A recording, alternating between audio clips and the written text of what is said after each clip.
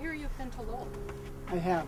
And what were your thoughts? Well, I do not like going through any city, regardless of whether it's Lowell or Boston. I usually avoid cities more than I go into them.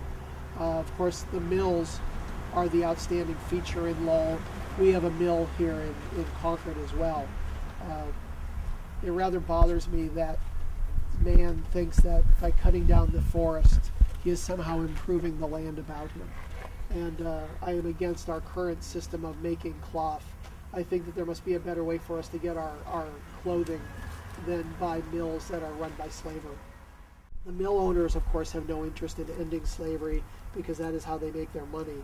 The people of Massachusetts, if they are aware that our clothing is made by slaves, they do not seem to be generally concerned about it.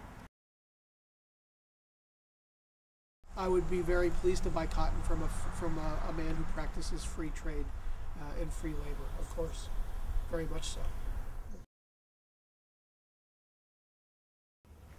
My mother and my sisters make my clothing for me. All of our woolens come from free labor and free trade. So we do not purchase anything that comes from slavery.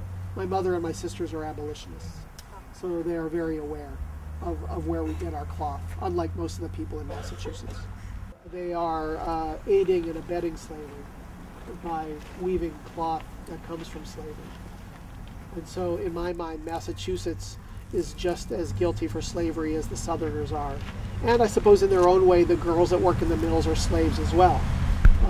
They are slaves to earning their wage. And from what I understand, their lives are not much better than the lives of the slaves of the South.